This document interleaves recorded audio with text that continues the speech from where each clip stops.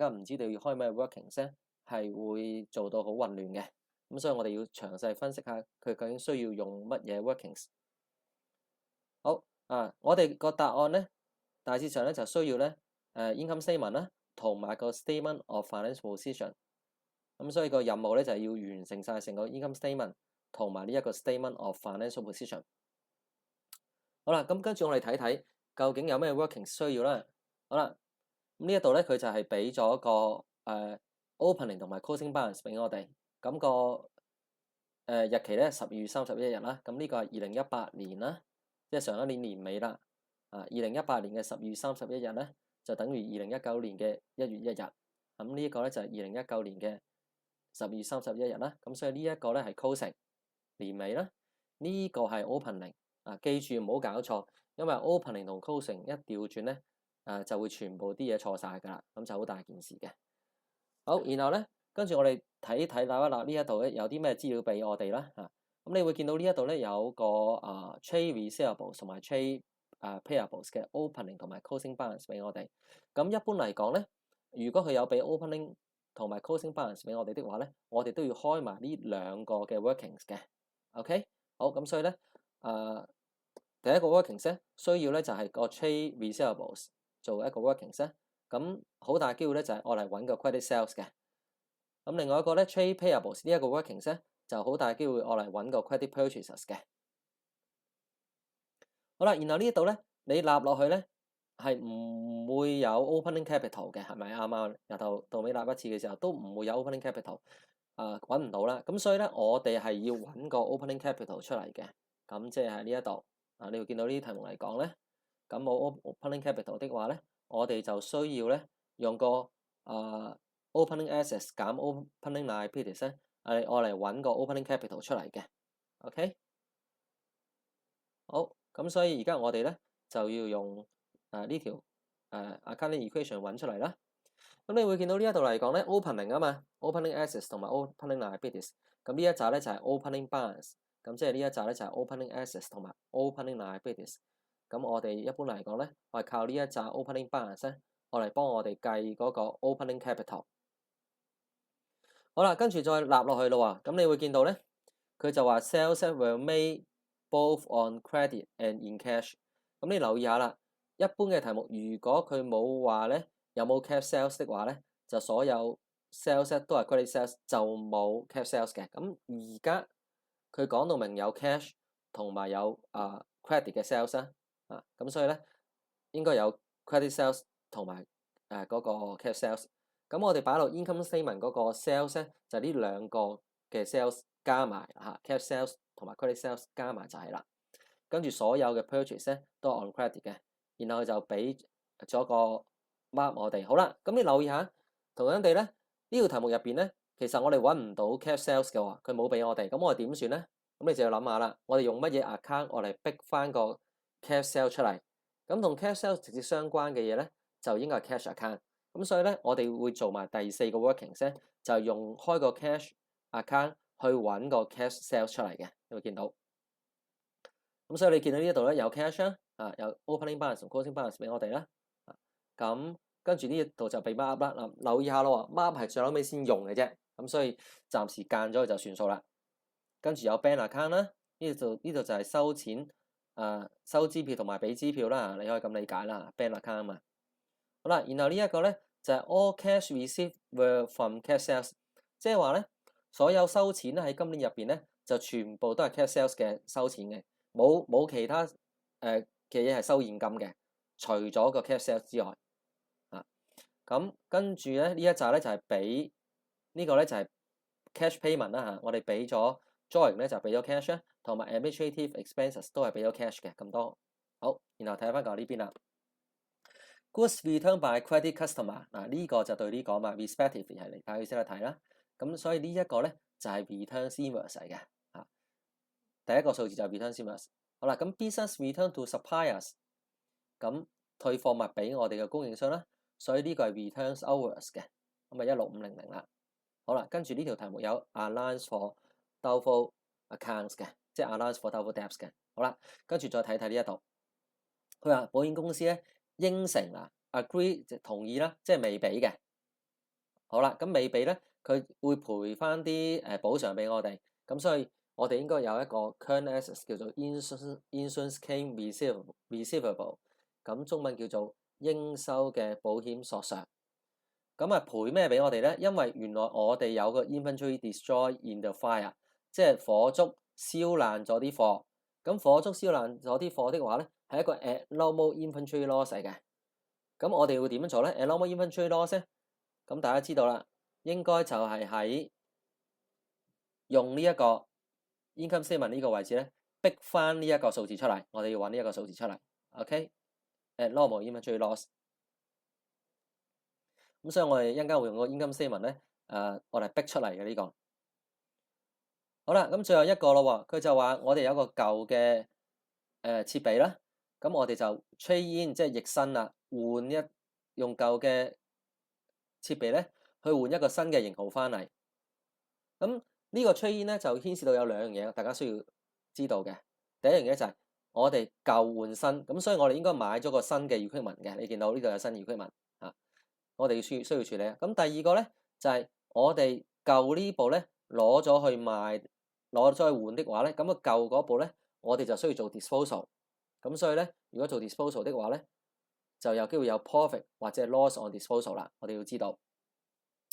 咁然後咧，呢間公司嘅政策咧係 depreciation 咧 on equipment 咧係用 reducing balance method，就30% 嘅 depreciation rate per annum，即係每一年就30% 啦。跟住佢就話啦 ，full years depreciation on equipment 嗱，即係話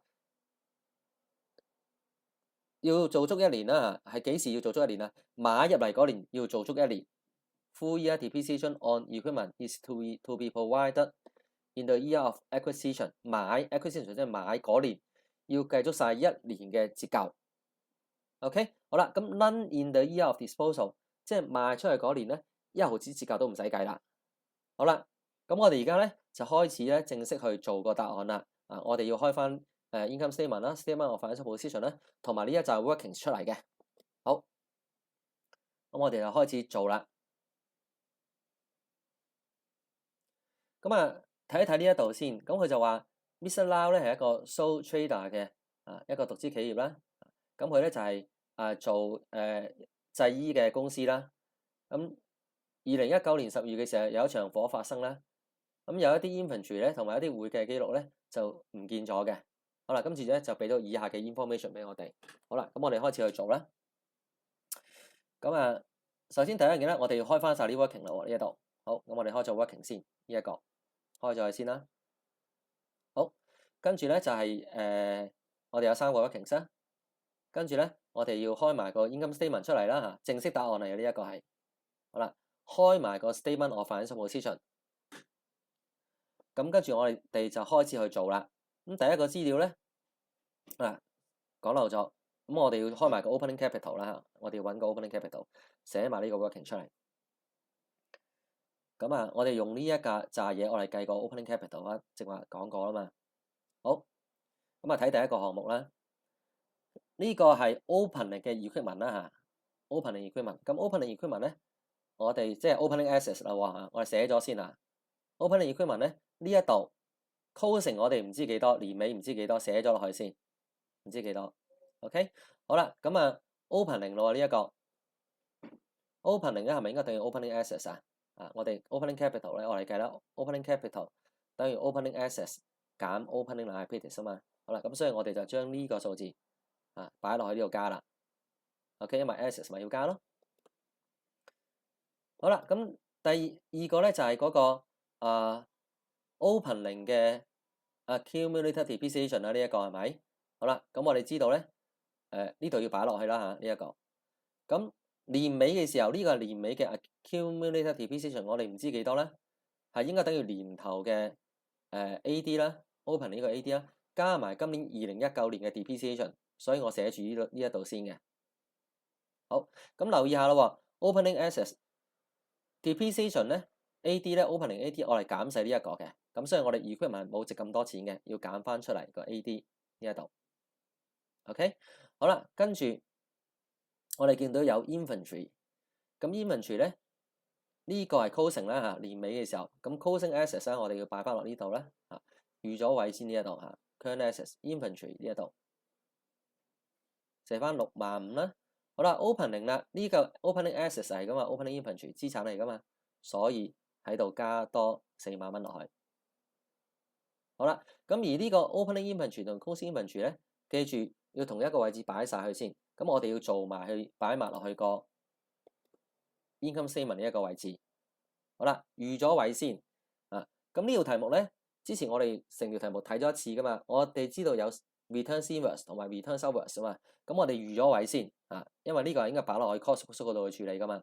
好，寫咗 sell 先，寫定佢先，寫埋減個 returns inwards 先。好啦，跟住 less 個 cost book 先，跟住 opening inventory 呢一度啦，40000蚊。好啦，跟住加去 purchases 啦，寫住先啦。returns outwards 有啊嘛。預咗位先呢一度 ，OK， 好啦，咁跟住咧嗱，由於佢有 return outwards，所以我哋需要有3欄啦嚇，跟住 closing inventory 啊呢一度65000寫翻落去65000，好啦，咁正話條題目話俾我聽咧，有火燭噶嘛，咁所以咧有 abnormal 嘅 inventory loss 寫住落去先呢一度，最後尾褪出嚟呢個數字，然後有 gross profit 啦，好，咁啊寫住咁多先啦。跟住 trade receivable 就係呢一度 trade receivable， 好啦，我哋睇翻 trade receivable 啦，呢個，咁我哋要擺落呢一度啦 trade receivable 係咪？呢個 opening balance 嚟嘅，咁所以咧即係個 balance spot 單係應該增加嗰邊啊嘛，所以寫喺呢一度啊 assets 增加應該 debit side 嘅。好，咁 closing 咧年尾咧就自然係呢一個啦嚇 ，CD 喺呢一邊啦。好啦，完成咗呢一度啦，跟住當然呢兩個咧，我哋要擺翻落去咧，就係嗰個statement of financial position 嗰度咧，年尾呢一個trade receivable 係 current assets 嚟嘅，咁我寫翻落去179000啦。好啦，年頭嗰個呢個係 assets 嚟噶嘛 trade receivable opening assets， 好，咁所以我哋喺度咧加埋咧，將個 opening assets 擺埋落呢一度。opening trade receivable 擺埋落呢一度，跟住啦 trade payable 殺，咁一樣啦。trade payable 呢一個咧係一個closing 一個 current liabilities 嚟嘅，好，咁所以咧我哋咧寫住位先啊，好，寫埋 balance as 1月1號2019年啦 W4， 咁我哋應該就用呢個 W4 咧就計呢個數字出嚟究竟係幾多啦。好，跟住 current liabilities 咧，我哋有 trade payables。closing 係12萬，咁所以呢度就係12萬啦。OK，opening 啦，呢個係 open trade payables 咧係 liabilities 嚟嘅，咁佢係 opening liabilities 負債啊嘛，所以負債就要減啦。OK，opening assets 減 opening liabilities 啊嘛，咁所以我要減翻117700出嚟呢一度。OK，好啦，跟住去翻呢一個 working 晒呢一個，我哋有 trade payables 噶嘛，呢一度係咪一樣啦？記住同一個數字的話咧，就所有地方塞晒去為止，就唔好漏。如果唔係，你會好容易做漏嘢嘅。跟住呢一度咧，就係opening 嘅 trade payables 啦。好，咁係增加嗰邊啦。好，咁所以係 credit side 啦。咁然後 closing 咧 ，CD 咧就係另外呢邊啦，當然係。預翻記住預翻鬆少少位就得㗎啦，呢度。好，跟住咧呢度完成咗咯，我哋咧就做 band 啦，咁呢個咧係咁我哋頭先正話條題目咧 closing 我哋唔知幾多啦，呢度係咪 closing 唔知真係唔知幾多嘅。好，咁我哋寫預咗位先嘅。咁呢條題目嚟講咧，我哋喺呢個位咧係見到咧有 allowance for doubtful accounts 噶嘛，咁所以咧你要預翻個位咧寫住先 allowance for doubtful account。咁你亦都會見到呢條題目嚟講咧有prepayment accrual 呢一紮咁嘅嘢啦，係咪啱啱？好啦，有 prepayment 喎，係咪？咁所以咧，我哋又係漏寫埋位先 ，prepay expenses 出嚟先 ，OK， 寫咗先。然後咧，呢個有保險索償啊嘛，係咪？寫住先嘅啫，基本上係。咁保險索償呢一度 insurance claim receivables 呢個 current assets 咧，寫咗落呢個位先，寫住先，唔知幾多啊，寫咗先。好啦，跟住 band 寫翻落去咯喎。好啦，咁呢個 band 咧就一定係開頭我哋。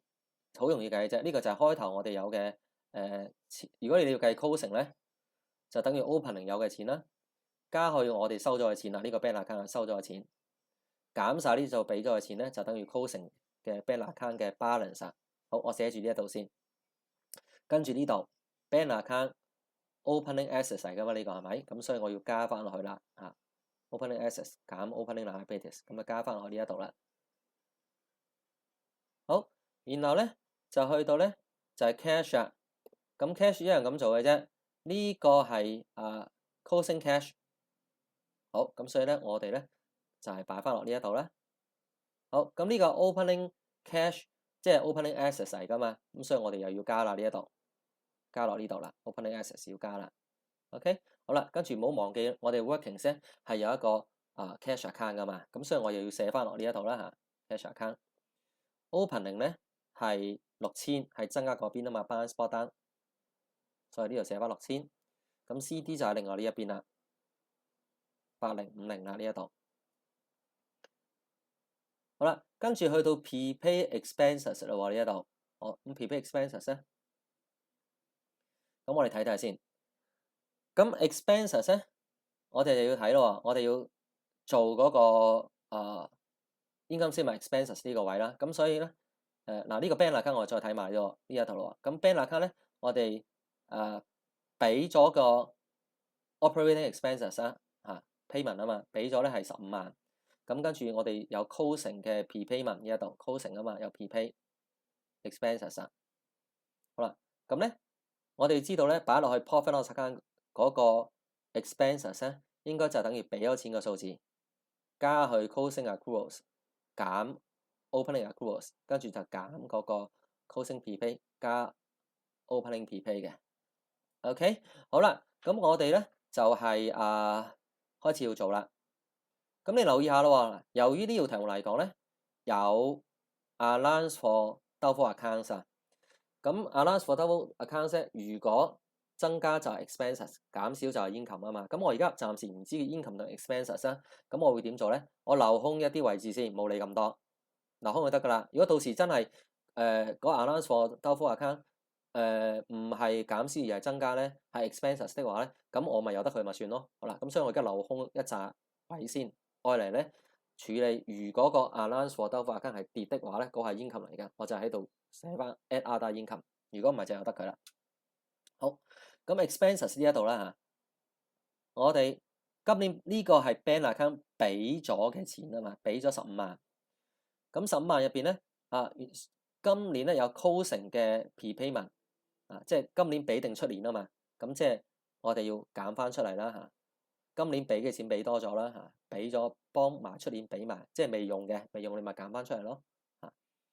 咁所以 closing prepay 係要減嘅。OK， 當 closing accrual 要加的話，closing prepayment 就係要減啦。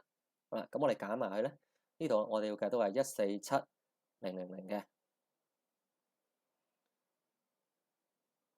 好啦，跟住咯喎，呢個咧嗱呢個 prepay 啦，咁我哋又做埋呢一個位啦 prepay closing prepay 啊嘛，咁我咪擺翻落呢度啦嚇，呢個擺翻落呢度啦 closing prepay， 你見到呢一度。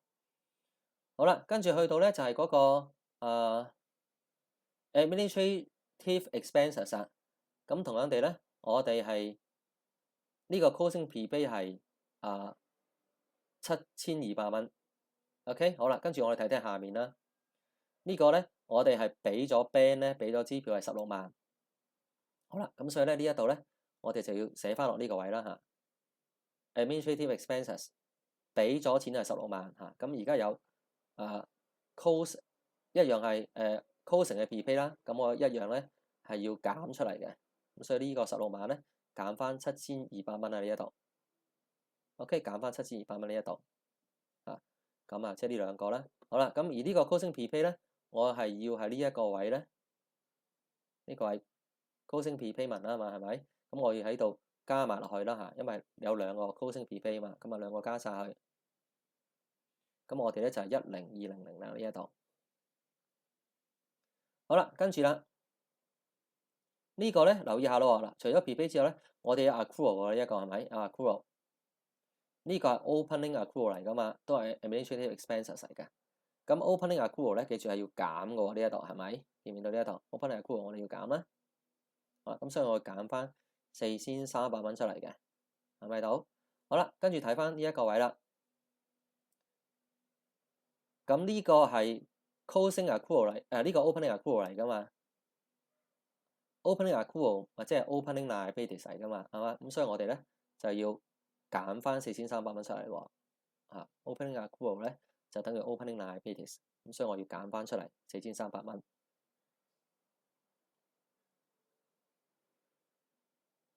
好啦，跟住就睇埋啦，我哋呢一個，原來呢一度咧嗱，呢度仲有一個 administrative expenses 喎，咁我哋要處理埋佢先。咁呢度咧係 cash payment 嚟嘅，俾現金啊呢一度 ，OK，咁俾現金咧係一個 administrative expenses 嚟嘅呢一個，咁我哋咧一次過做埋佢啦，係21500，所以我哋俾嘅錢咧呢個都係今年嘅支出嚟噶嘛，好啦，咁我哋喺度加埋落去啦，除咗俾支票之外咧，俾 band 之外咧，仲有俾cash 嘅我哋，咁啊加埋佢啦 ，OK， 好啦，咁呢度就係咁啦，咁然後 working 數我哋要處理埋佢啦呢一度。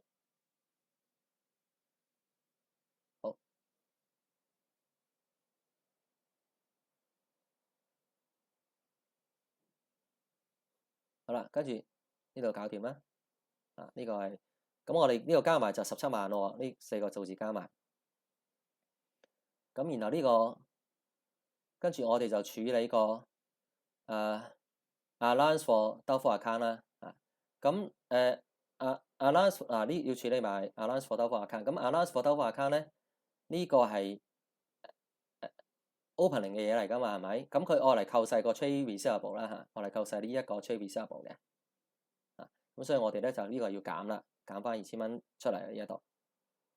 OK， 好啦，跟住我哋一拼過做埋嗰個一拼咧做埋呢個啦。咁我哋有一個咧就 allowance for doubtful accounts 係1% 啦，呢一度係咪？即係1%。咁我哋咧就睇下啦喎，呢度點樣做咯？1%。咁即係話咧年尾嘅時候1%啦，佢講到明係2019年12月31日。咁即係話咧，我哋179000入邊咧，我估計有1% 嘅人係還唔到錢嘅。咁所以個 allowance for doubtful account 咧應該就係179000乘翻1%，咁應該咧就係1790蚊個 allowance for doubtful accounts。好啦，咁我哋睇睇咯喎，年頭係2000 ，OK， 年尾咧係1790，咁即係話咧個 allowance for doubtful debt 咧係跌咗嘅，跌咗210，因為年頭咧係2000，年尾係 opening 啊嘛，年尾係1790，咁所以我係跌咗210。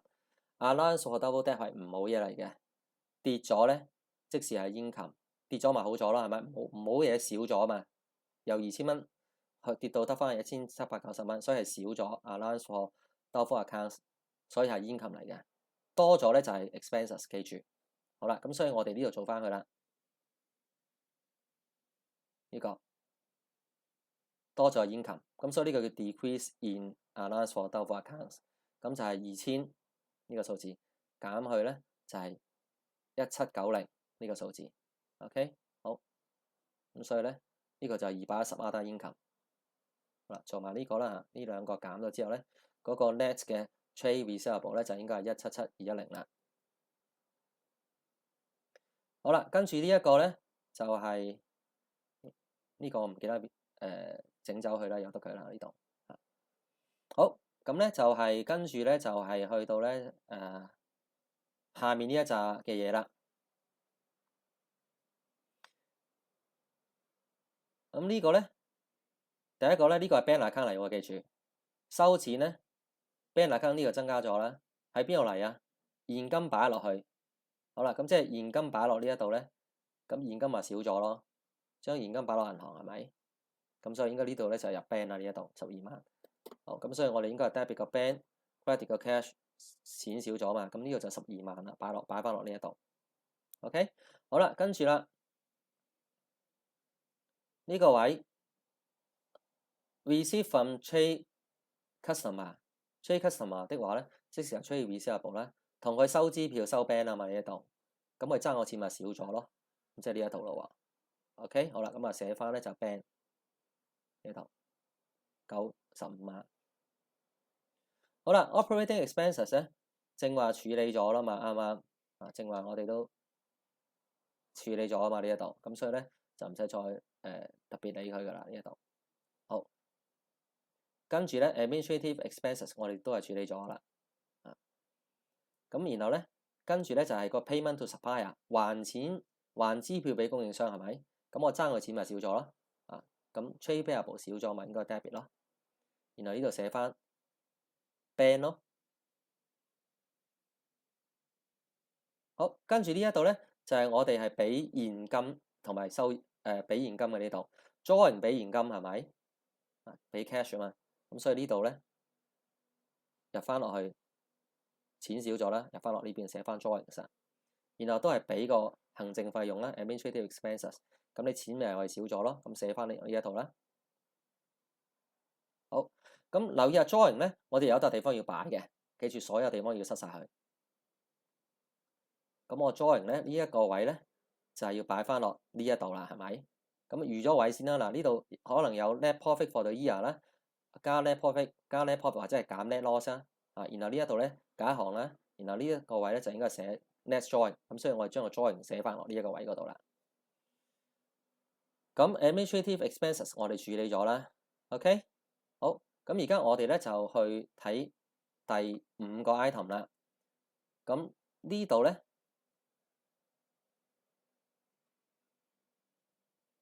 好。咁我哋咧有 returns inverse 喎，係咪？咁 returns inverse 咧就係第一個數字啦 ，respectively 即係相對啦。所以第一個數字係 returns inverse，第二個數字係 returns inverse 嚟嘅。好，咁 returns inverse 係24,000。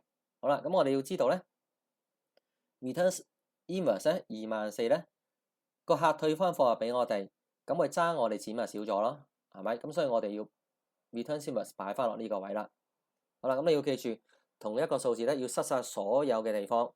咁 returns inverse 咧佢都會有一個 income statement 嗰度出現嘅，係咪？咁所以咧我哋就係寫翻24,000落呢個位嗰度。OK， 好，跟住啦。佢有 return hours 咧，就係16500係咪？好啦，同樣地退翻貨物俾供應商，我爭佢錢就少咗啦，係咪？減少啦，所以應該入翻落呢一度 return hours。好啦，16500，跟住啦 return hours 咧，我哋係要擺落去個 income statement 呢個位置嘅，係咪？好啦，咁所以咧，我哋又塞翻落16500啦。然後啦，咁呢個我哋頭先處理咗啦。好啦，咁跟住呢一個咧，保險索償要最後尾先揾到噶啦。咁而家我哋就做最難做嘅呢一個位置啦。究竟呢一個咧，我哋逆身啦嚇，舊換新成舊嘢應該點樣處理啦？好啦，咁你留意下咧，嗰個逆身價咧，舊嗰部設備咧，佢嗰個逆身價咧就係2100蚊，即係當幾多錢咧就當2100啦，去換部新嘅翻嚟。而呢部舊嘅新嘅 equipment 咧就36,200蚊嘅，佢個成本咧個價錢咧係36,200蚊。咁你發覺我哋唔夠啦嚇，舊嗰部就當2100，新嗰部咧就係值36,200蚊嘅。咁其餘嗰啲數咧就好大機會我哋要補翻錢俾佢啦嚇，即係其實基本上我哋要補翻錢佢先啱嘅。OK， 好。咁舊嗰部咧幾時買啊？2016年嘅3月1號買翻嚟嘅時候就係25,000。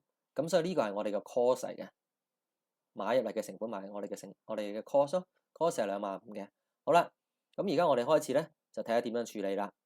有兩樣嘢需要做，第一樣嘢咧就係我要處理賣咗部舊嘅 equipment，因為 disposal 啊，任何嘅理由要喺我哋本簿入邊將一個 non-current asset 抽出嚟，都係叫做 disposal 啦。好啦，咁 disposal 咧 of all 呢個 old equipment 咧，咁4個 double entry， 第一個 double entry 咧就係我哋要掹嗰個舊嘅 equipment 出嚟 cost 嘅，咁我哋應該係 credit 啦 ，assets 減先應該 credit 啦，所以我哋應該 credit 個 equipment 舊嘅 equipment 咧係25,000，佢嘅 cost 係25,000啦。好啦，跟住咧我哋要將舊嘅 equipment 呢一個嘅 accumulated depreciation 需要將佢掹出嚟啊嘛，啱啱，所以我要 debit。OK， 你記住 AD 同 equipment 咧啱啱倒轉嘅。equipment 要減少嘅時候 ，assets 減少係 debit 的話咧，AD 減少就係 debit 啦。OK， 因為 AD 唔好嘢嚟噶嘛。好啦，跟住第三個步驟咧，就係我哋要入咧呢個舊嘅 equipment賣咗幾多錢翻嚟啦。咁正常咧，如果我哋賣出去俾人哋係收錢的話咧，呢個就係 debit band 呢一個資產。但係而家唔係，我哋呢一個換咗部新嘅 equipment，所以我哋應該 debit 翻呢個新嘅 equipment 2100蚊。好啦，咁最後咧，我哋就會計賺錢定係蝕錢嘅 profit or loss on disposal 嘅。咁而家我哋要首先有咗呢個數字 AD 呢個數字，先至可以計到咧，就係 profit or loss on disposal 啦。咁我哋要計 AD 咧 ，old equipment 呢個 AD 咧就係要由買入嚟開始，直至到你賣出去嗰日咧，總共需要做幾多 depreciation 啊嘛。好啦，我哋數一數先。2016年買入嚟噶嘛，嗱你留意啊，雖然2016年的話咧，呢一年入邊我只係用咗10個月，因為由3月1號去到10月31日咧，應該係10個月。但係由於呢一度話俾我聽，買入嚟嗰年要計足晒成年折舊，咁所以我哋都係計1年。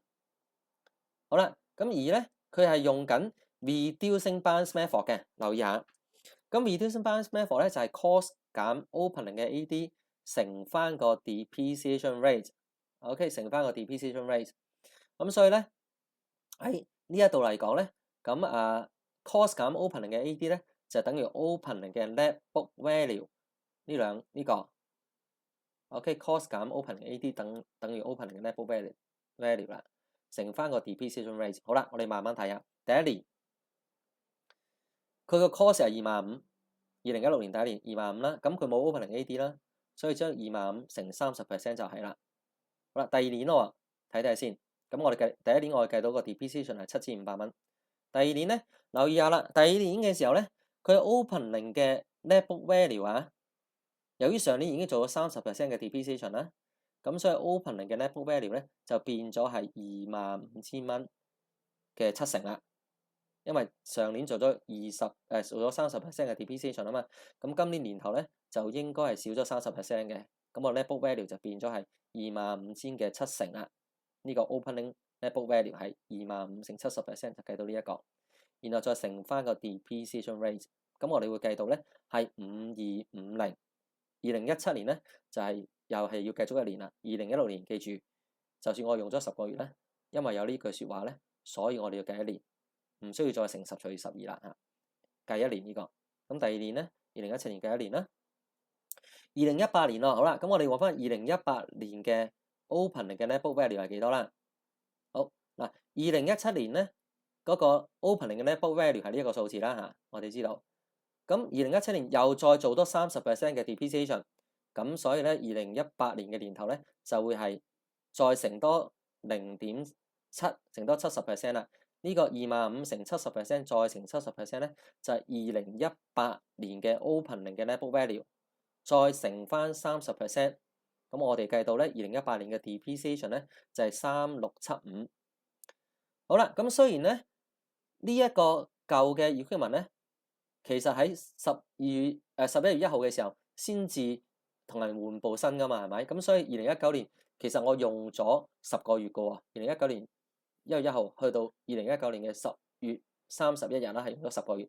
不過由於佢話 none in the year of disposal 啊，賣出去嗰年1毫子折舊都唔使計，所以2019年我哋唔使計啦。好啦，而家我哋咧將呢一個 disposal 嘅equipment咧，我哋總共需要做3年嘅折舊。咁個 AD 咧加埋咧就係將呢3年嘅折舊加晒去，就係16425。呢個就係個 AD 啦。好啦，擺翻落呢度 AD 呢度，跟住我哋知道啦。而家要計翻 profit or loss on disposal 啦，平咗就得㗎啦。你會見到咧，剩翻就係 debit 係咪？因為 credit 係25,000，咁 debit 加埋咧就應該係18,525嘅呢一個係咪？咁 debit 刪埋細咗咯。嗱，記住 disposal 唔係賺錢定係蝕錢啦。如果最撈尾剩翻 debit 咧，嗰個就係 loss；剩翻 credit 咧，嗰個就係 profit。好，所以嗰個 loss 咧就係6475。loss on disposal 6475。好啦 ，loss on disposal 咧，我哋當然要擺翻落去 income statement 呢一個位置啊。loss on disposal 6475。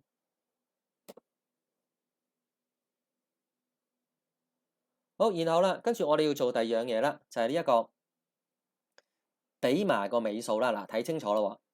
咁正常情況之下咧，我嗰個新嘅 equipment 咧係36200嗰個價錢。咁而家舊嗰部當2100，咁我正常的話，我咪要補翻個差額34100蚊咯喎，啱嘛？咁所以應該係 credit band 先啱嘅呢一度，係咪？但係呢條題目咧，佢就係咁講，佢咧話咧 the outstanding amount 嗰個尾數啦，尾數即係個差額34100蚊啦。would be settled 幾時要還錢啊？就係出年嘅1月先還錢，出年1月啦。咁即係今年年尾就未還啦，未還就係爭咗人錢咯，攞咗人哋部equipment，但係未俾個尾數俾人哋，咁啊爭人錢。咁你要記住，爭人錢係一個 liability 嚟嘅。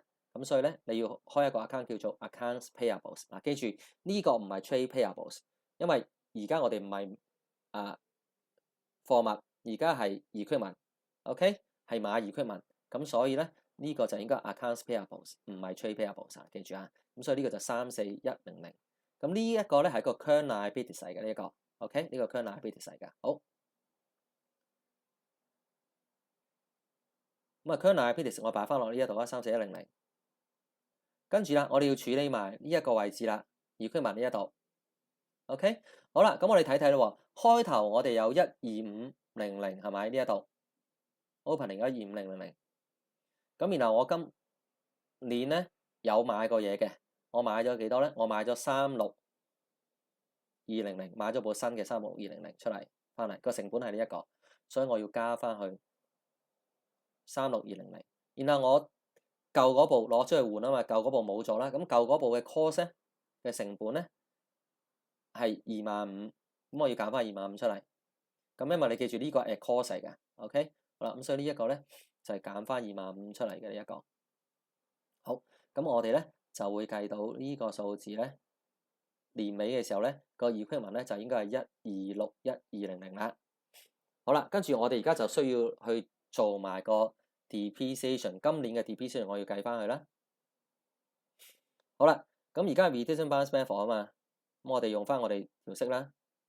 好啦，咁啊寫翻 depreciation on equipment 啦。咁呢個1261200係邊度嚟咧？就係呢一個數字嚟嘅。年尾嘅時候，你見到啦，呢個咧就係開頭嘅 equipment，然後我哋買咗個新嘅 equipment，要計足晒1年啦，咁所以呢個加埋落去要計啦，要計 depreciation。賣出去嗰部咧減翻出嚟，唔使計折舊。咁呢個減完之後個數字咧就掹咗部舊嘅出嚟。咁呢個係成本嚟嘅，記住。OK，咁所以咧我哋已經處理咗啦，呢一度 cost 處理咗啦。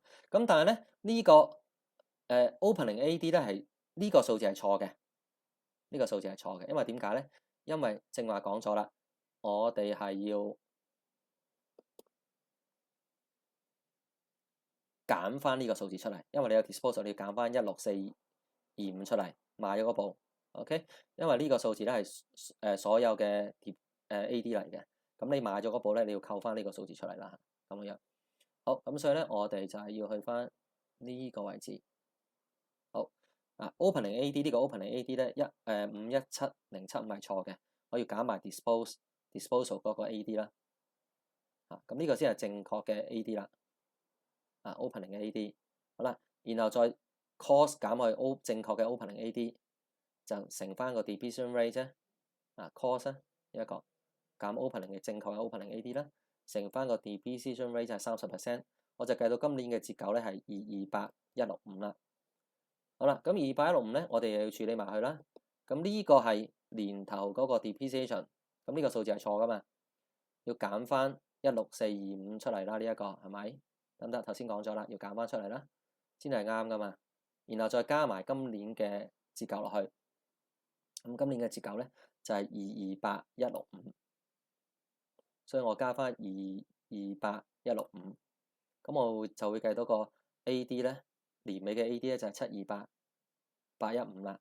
好啦，跟住你 equipment 減去 closing 嘅 AD，咁呢個就係 closing 嘅equipment 嘅 net book value 啦，呢一個。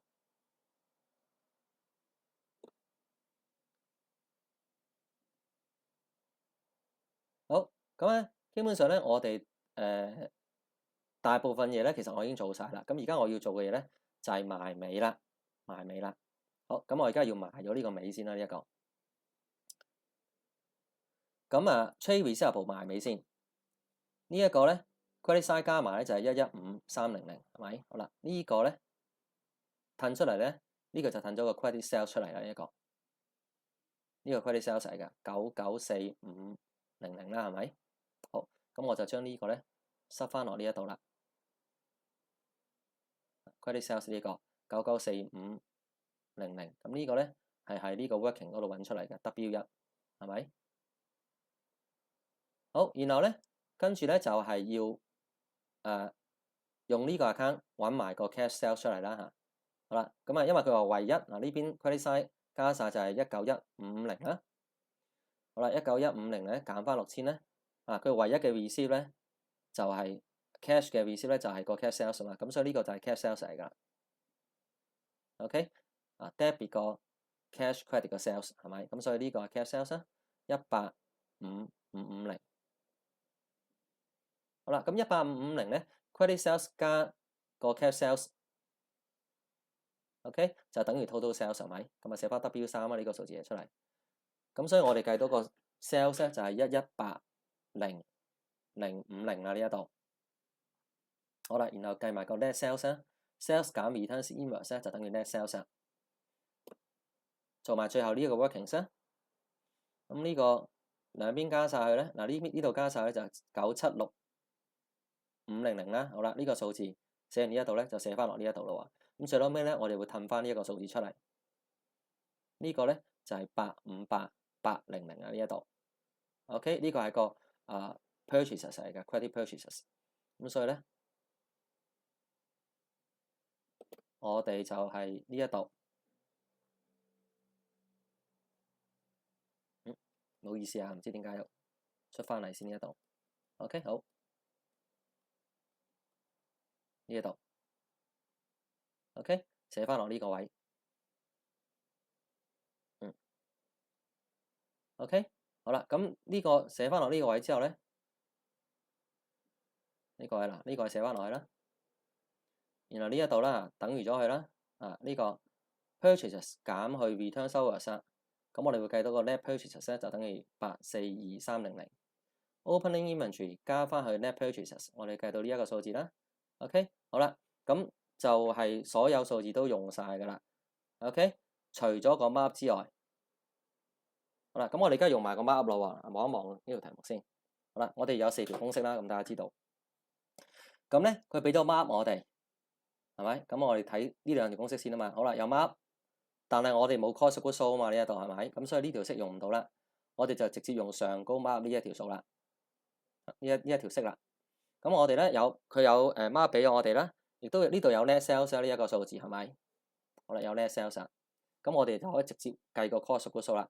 cost of goods sold 等於 net sales 呢個數字，呢個 net sales 咧，除去1加50%，就係等於 cost of goods sold 啊呢個數字。用呢條式咯。好，咁所以我哋就將1156050呢個數字除去1加50%呢一個數字。OK， 好啦，咁計完到 cost of goods sold 咧，呢個數字就係770,700啦呢一度就咁除出嚟，呢個咁計出嚟啦。好啦，咁我哋知道咧 net sales 減去 cost of goods sold 就等於咧個 gross profit。OK， 等於 gross profit。咁而呢一個咧 inventory loss 我哋褪到啦 ，inventory loss 咧呢個數字減呢個，再減呢一個咧就係 inventory loss 喺呢一度。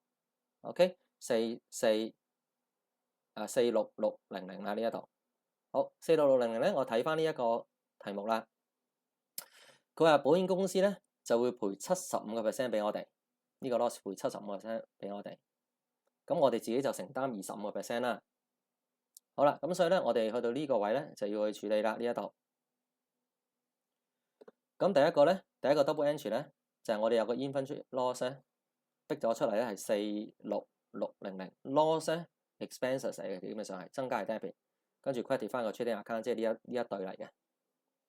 然後啦，呢個 loss 年尾咧我唔會帶落下一年嘅，我需要 cancel 佢，所以我應該 credit 翻個 inventory loss 46600，然後有30我要自己孭11，咁啊將4擺落 profit loss account 呢度寫翻 inventory loss 啊，就係46600乘30%，所以計到出嚟咧就係11650呢一個，呢個就係我要孭嘅數字。好啦，咁至於呢一個咧，本公司應承賠錢俾我哋呢一個數字咧，咁佢如果佢即時俾錢我哋，咁呢個咪 ban 咯。咁但係而家唔係，佢應承同意咗俾我哋，係咪？未俾嘅，咁所以我哋多咗一個 current assets，current assets 增加應該 debit，呢個叫 insurance claim receivable。咁我哋會咧就係收到即係呢個 assets 咧就係呢一個 inventory loss 嘅70%，佢幫我哋承擔啊嘛，係34950。OK， 好啦，咁所以我哋擺翻落呢個位啦。呢個位 insurance claim receivable 就係46600乘翻咧46600啦，乘翻75%就係34950啦。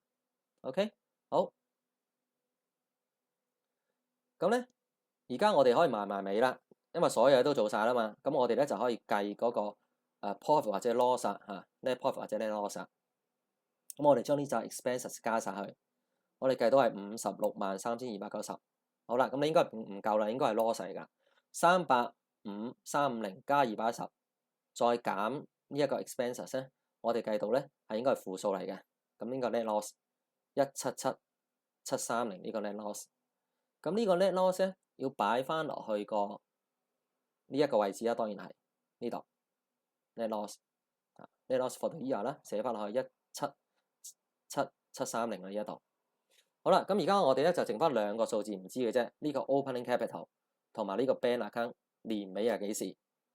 我哋計埋個 opening capital 先啦嚇，opening capital 其實啲數字齊晒㗎啦，咁我哋就撳計數機就加減啦，好啦，咁我哋計到出嚟個數字 opening capital 咧應該係1000925呢一個數字，好啦，呢個 W4 嚟嘅，寫翻 W4 啦，然後將呢個數字抄翻落呢一度1000925。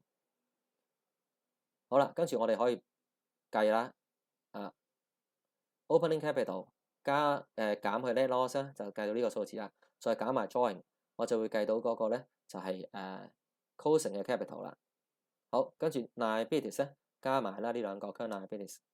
好啦，咁呢個咧current liabilities 嘅總數咧就係154100，closing liabilities 加埋closing capital 啦。呢個咧就係 closing 嘅assets 我哋叫做係咪？好，仲有 bank account 未搞掂嘅。咁 bank account 頭先我講咗啦，我哋咧呢個係 opening 嘅 bank account，opening 嘅 bank account 係187500係咪？